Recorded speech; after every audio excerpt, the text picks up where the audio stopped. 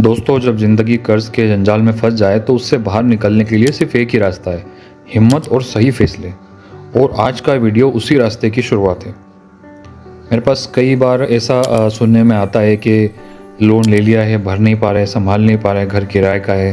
वो इस जंजाल में ऐसे उलझ जाते हैं कि समझ नहीं आता कि क्या करें और कैसे निकले। और दोस्तों, ये सिर्फ एक घर की या एक परिवार की कहानी नहीं है, ऐसी बहुत सी कहानियाँ मेरे पास आती है। आज मैं आपको बेहद ज़रूरी बातें बताने जा रहा हूँ और ये बातें हवा में नहीं है, ये सब मेरी ज़िंदगी से निकली हुई है। मैंने खुद ये सब झेला है, बहुत बुरे वक्त से गुजरा हूँ मैं, और कई लोगों को इस रास्ते से बाहर निकालने में मदद की है। तो सबसे पहला और ज़रूरी पॉइंट मैं आपको ये बताना चाहता हूँ कि आप स्टेप डाउन यानी एक कदम पीछे हटना सीखो। एक कदम पीछे हटना, 2 कदम नीचे आना, ये सबसे पहला और ज़रूरी कदम है। जिस लेवल पर आप आज जी रहे हो शायद वो आपकी इनकम से मैच नहीं कर रहा। अगर आप ईएमआई नहीं भर पा रहे हैं तो इसका मतलब यही है कि खर्चे ज़्यादा हैं या आमदनी कम है। ईगो को साइड में रखो, दिखावे को छोड़ो। अगर गाड़ी अफोर्ड नहीं कर सकते कोई प्रॉब्लम नहीं है, 2 व्हीलर ले लो, पब्लिक ट्रांसपोर्ट यूज़ करो, ठीक है। आज अगर समझदारी नहीं दिखाई तो कल मजबूरी में ये करना ही पड़ेगा जो आज मैं आपको करने का बोल रहा हूँ। इसलिए आज ही थोड़ा हम्बल बन जाओ, खर्च को कम करो, लाइफस्टाइल आपकी सिंपल बनाओ और उस लाइफ को एक्सेप्ट करो जो आपकी कमाई अलाउ कर रही है। ये कुछ ही दिनों की बात है, कुछ ही टाइम में आप इस कर्ज के जंजाल से फंसे हुए हैं वो निकल जाएंगे। बस कुछ स्टेप, कुछ आपको बदलाव करना होंगे। आप ध्यान से सुने पूरी वीडियो को, आपको पूरी कहानी समझ में आ जाएगी। आप खुद कहेंगे कि ये हमने बहुत ही अच्छी चीज़ सुनी है और इस पे आपको इम्प्लीमेंट करना है। लोग क्या कहेंगे ये मत सोचो। जो आज हंस रहे हैं वो कल भी हंसेंगे, लेकिन अगर आज तुमने कंट्रोल ले लिया तो कल वही लोग तुम्हारी तारीफ भी करेंगे। लोन का चक्र ऐसा होता है कि इसका चक्र जो होता है ना, उसको तोड़ना ही होगा, इस साइकिल को तोड़ना ही होगा। लोन लिया, ईएमआई नहीं भर पाए, फिर और लोन लिया, फिर टॉपअप लिया, फिर प्राइवेट से फिर उधार ले लिया।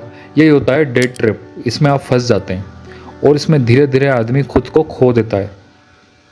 सोचो, क्या आपकी ईएमआई आपकी आमदनी से निकल रही है? नहीं तो रुक जाओ, आज ही रुक जाओ।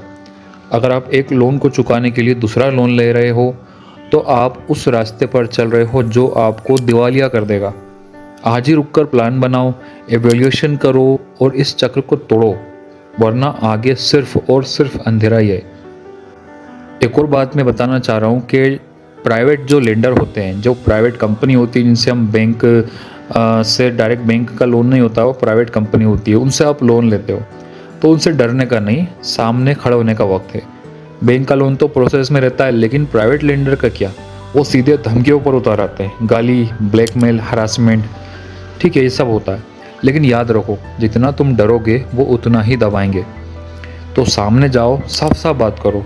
हाँ, मैंने लोन लिया है, लेकिन मैं लोन का भुगतान है वो नहीं कर पा रहा हूँ। मैंने बिजनेस में लगाया, नुकसान हो गया, मेरी इंटेंशन गलत नहीं थी, मैं आपको हर पैसा लौटा दूंगा, लेकिन थोड़ा वक्त चाहिए। ऐसे आप बात कीजिए उनसे। उन्हें ये भी बताओ कि अगर वो मारपीट या धमकी करेंगे, ठीक है, धमकी देंगे तो मामला और बिगड़ जाएगा। आप साफ मन से स्ट्रॉन्ग बनकर बात करोगे तो सामने वाला भी शांत हो जाएगा। उसको समझाने की कोशिश करो, ठीक है। तो इसके अंदर आपको ये वक्त जो है ना, आपकी लाइफस्टाइल का एक टेस्ट है, इसे पास करना है। हर किसी की ज़िंदगी में कोई ना कोई टेस्ट आता है, किसी की नौकरी चले जाती है, कोई इमोशनल ट्रॉमा चलता है, ठीक है। और ये आपके लिए जो ये है ना, ये फाइनेंशियल टेस्ट है, ठीक है। लेकिन ये पूरी ज़िंदगी नहीं है, सिर्फ एक ज़िंदगी का हिस्सा है, ठीक है। तो दिमाग को शांत रखो, प्लान बनाओ, ठीक है, और एक एक कदम उठाते रहो। डिप्रेशन में मत डूबो, डिप्रेशन से कुछ नहीं होता है, ठीक है। सिर्फ हॉस्पिटल जाएगा और कोई फ़ायदा नहीं होगा, कोई कुछ नहीं बोलेगा, ठीक है। हिम्मत से, प्लान से, डिसिप्लिन से आगे बढ़ो और सब कुछ दोबारा बन जाएगा, ठीक है। एसेट बेचने में मत डरो, ठीक है। बड़े लोन हमेशा किसी एसेट के अगेंस्ट होते हैं, घर, दुकान, प्लाट। अगर बड़ा लोन आपने लिया है, लेकिन कोई भी बैंक आपको 100% लोन नहीं देता, 50-60% एसेट वैल्यू का लोन मिलता है। तो जब भी कोई एसेट बिकता है तो उसे उस पैसे से लोन भी चुकता होता है, ठीक है, पैसा भी बच जाता है। और आज ईएमआई नहीं भर पा रहे हो तो इससे पहले कि वो एसेट बैंक के हाथ में ले ले, खुद बेच दो उसे, लोन चुकाओ और जो पैसा बचे उससे फ्रेश शुरुआत करो। ये हार नहीं है, ये एक स्मार्ट मूव है, आपका स्मार्ट स्टेप है, ठीक है। तो दोस्तों ये बातें मैं आपके लिए अपने दिल से कह रहा हूँ, जो मैंने खुद फील की है, झेली है। अगर आप आज का वीडियो ध्यान से देखा हो, आपने समझा हो, एक्शन लिया, तो यकीन मानो आप इस कर्ज से बाहर निकल जाएंगे। अगले वीडियो में बात करेंगे रिकवरी एजेंट से कैसे निपटें, लीगल तरीका क्या है। इस वीडियो को लाइक करें, कमेंट में लिखें आपकी सबसे बड़ी टेंशन क्या है, ताकि अगली वीडियो आपकी प्रॉब्लम का सॉल्यूशन बन सके।